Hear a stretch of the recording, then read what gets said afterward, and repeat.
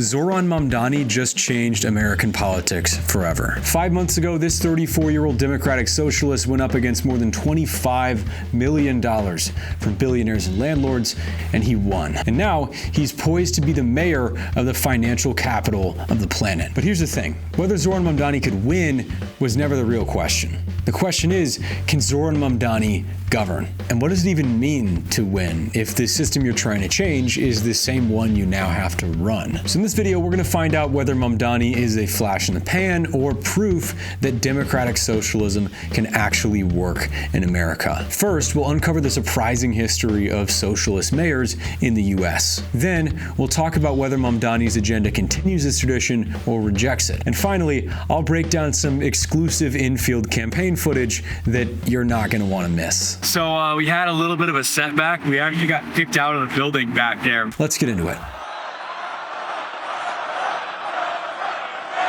My friends, we have toppled a political dynasty. It's one of those nights you'll remember for the rest of your life. One of those rare moments when anything seems possible.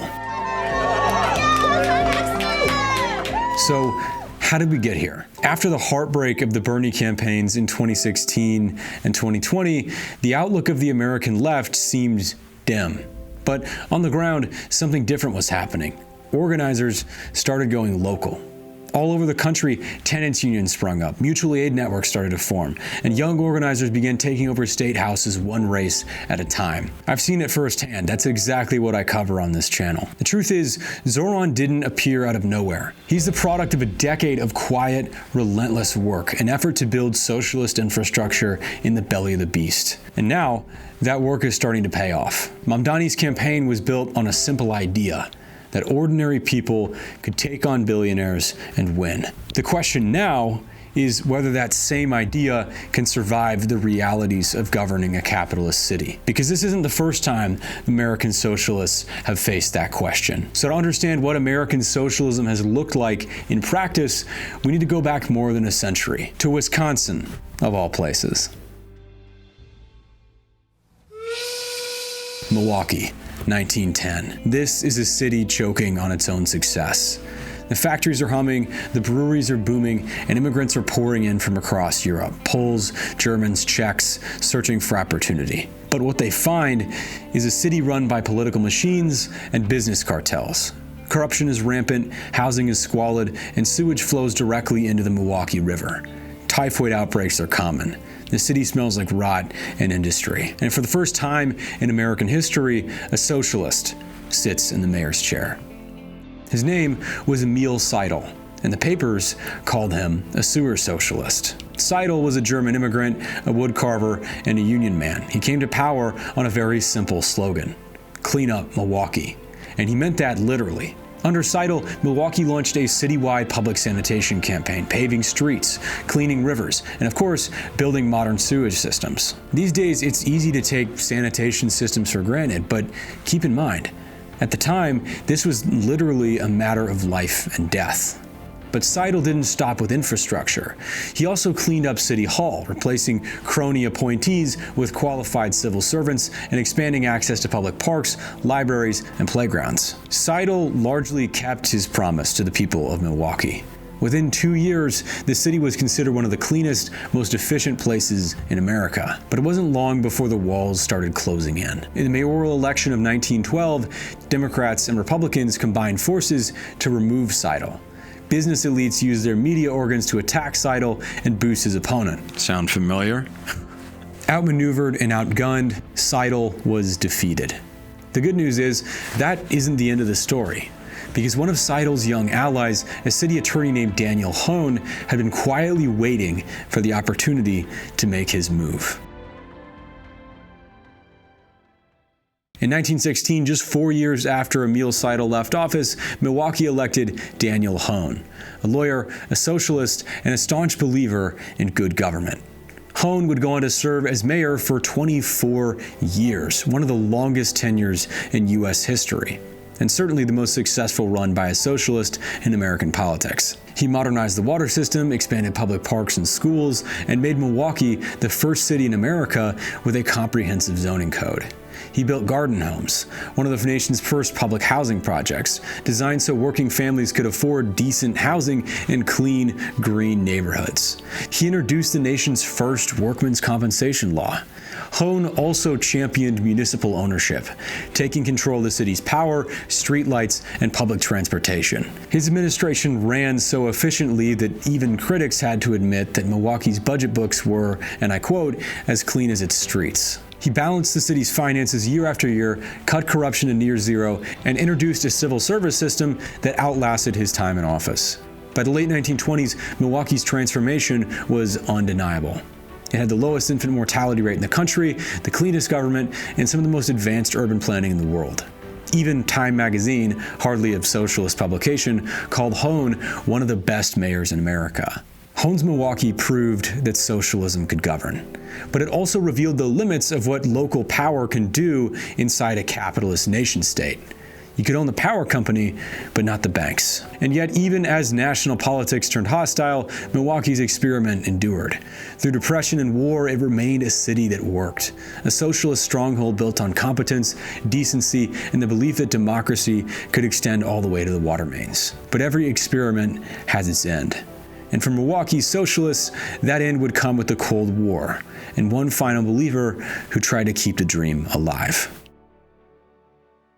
By the mid-1940s, the world had changed. The New Deal had borrowed the socialists' best ideas, public works, labor protections, social safety nets, and rebranded them as liberal reform. And as the Cold War began to heat up, the word socialist no longer meant honest government or clean streets. It meant danger, treason, the enemy. And yet, against all odds, Milwaukee elected Frank Zeitler.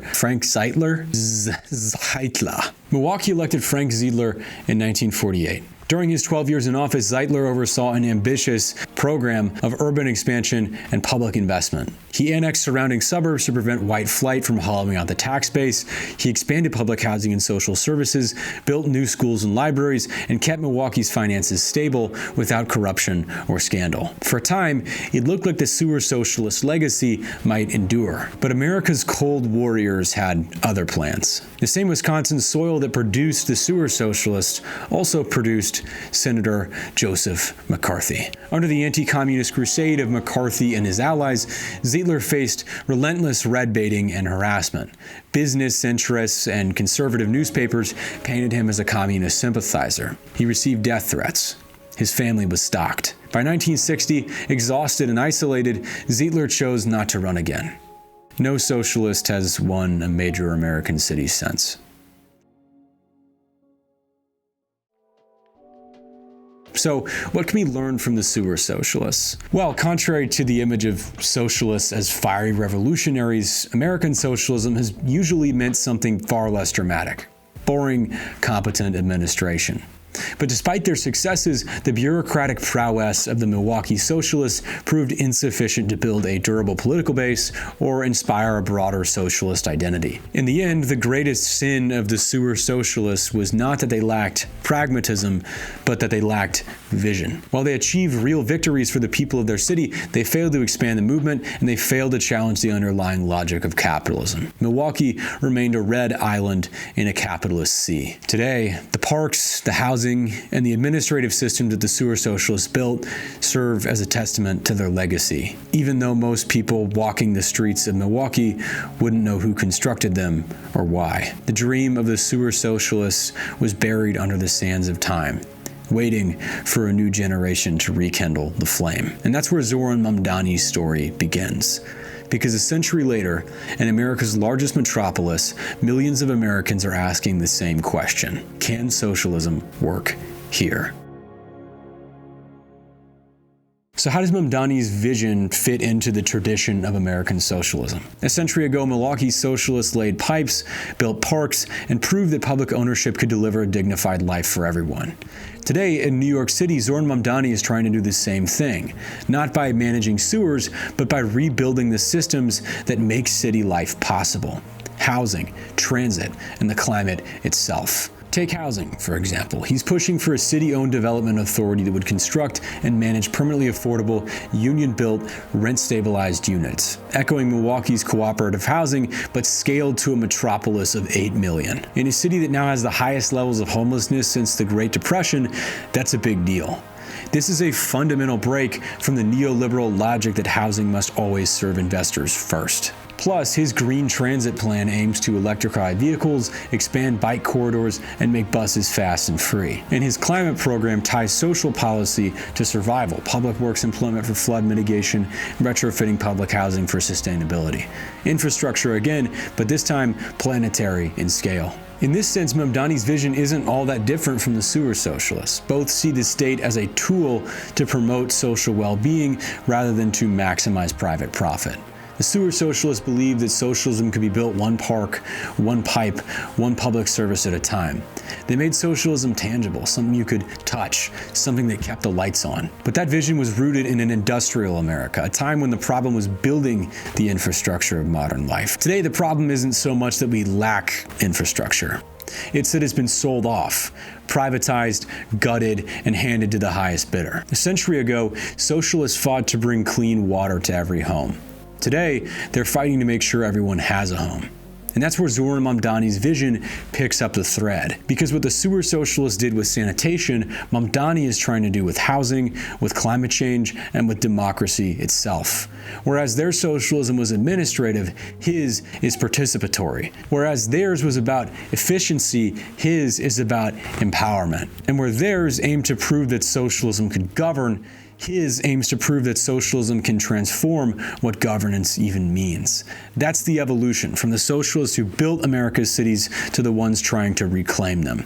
Mamdani understands that competence alone isn't enough. He's trying to build power. And I want to hammer on this point because I think a lot of people don't actually understand what's possible here. To take the community assemblies, the digital outreach, and the tenant networks that made his ground game so effective and turn them into movement infrastructure. And that's what makes this moment so electric. The same ideas once dismissed as utopian are now entering the policy mainstream.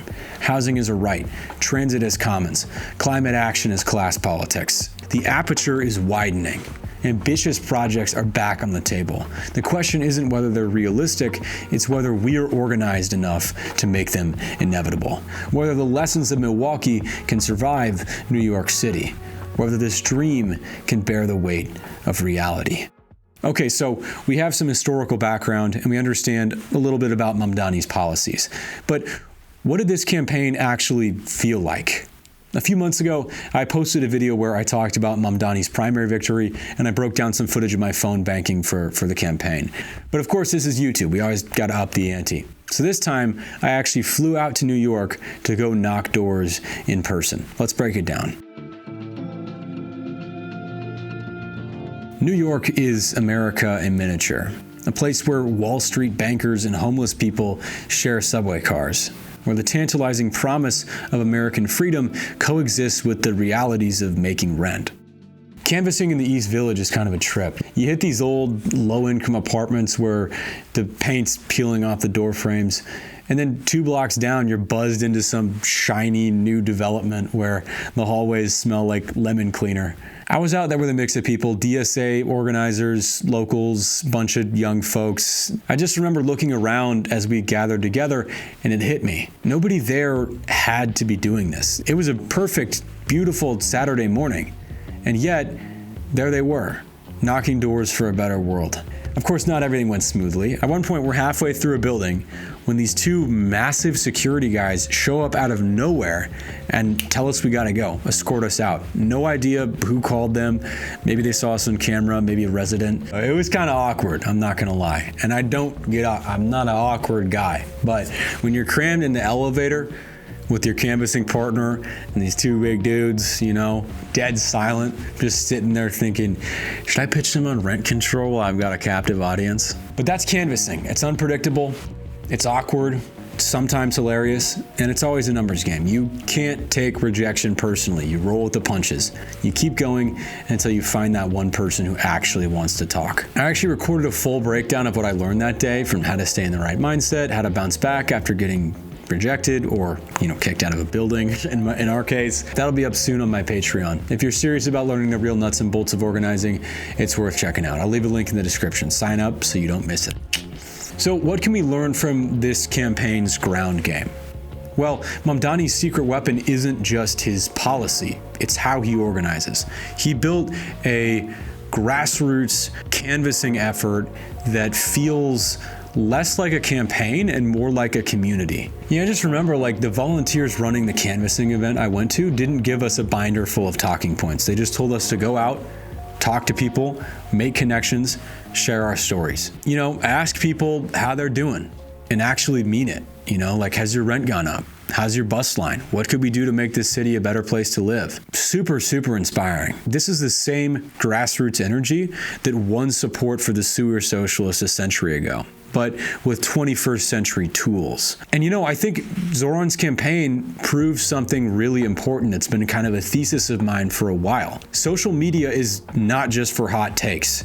It can actually reach people, win them over, and get them moving in the real world. I've seen this feedback loop over and over again on my channel too. If the left wants to win power, not just elections, this is the template. Tell our stories. Flood the zone with smart, creative leftist content. Take the culture back from the right and turn that energy into a real world movement.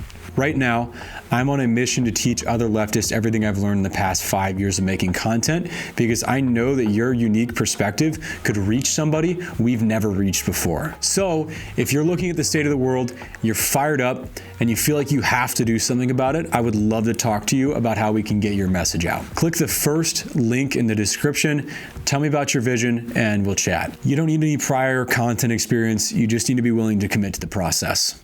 So what does Zohran Mamdani's victory actually mean? What's the future of democratic socialism in America? Well, that depends on what happens next. In the coming months, Mamdani will face pressure from billionaires, from developers, from the Trump administration, from the same establishment that tried to stop him in the first place.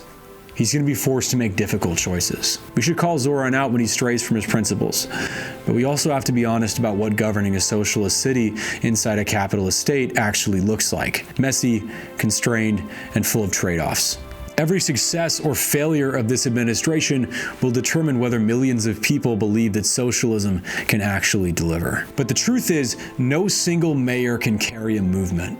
Whether this election becomes a footnote or a turning point in American history depends on us, on whether you decide to get involved, to organize, to carry that torch forward. Because Mamdani didn't win by magic. He won because thousands of ordinary people knocked 3 million doors, made calls, believed that politics could actually work for them, for once. That's the blueprint. That's the lesson. Zohran may have had a flashy campaign, but in a strange sense, I think the ultimate marker of victory is to be forgotten, to change the world so profoundly that people take your innovation for granted. In the 21st century, most of us don't have to worry about sewer systems. We don't question the 40-hour work week or workman's comp. But behind all these institutions that we take for granted, there are thousands of everyday people who fought and literally died to make them a reality. I'm not arguing that socialism has won because Zohran Mamdani got elected. That's silly. I am arguing that socialism is starting to evolve, that we're witnessing an adaptation of socialist ideas to a uniquely American context. Municipal governance, multiracial coalition building, grassroots digital infrastructure. This may not be the socialism of Vladimir Lenin or Che Guevara, but it is the socialism of Martin Luther King and Fred Hampton. The truth is, if democratic socialism takes root in America in the 21st century, it will by definition be American. And it will by definition be a movement of the 21st century. I think as leftists, we tend to forget that sometimes. And that's why Democratic Socialists of America, the organization that helped elect Mamdani and dozens like him, is so important. They're by far the largest and fastest growing socialist organization in the US right now. And you can't understand this victory without understanding them. Yet after working with this organization for about a year, I've realized that almost nobody understands DSA. Some say they're radical communists who want to burn America to the ground. Others say they're useful idiots for the Democratic Party. But the reality is much more complex and much more interesting. So if you want to understand what this organization is, how it works, and where this movement's going next, then click here to watch that video right now.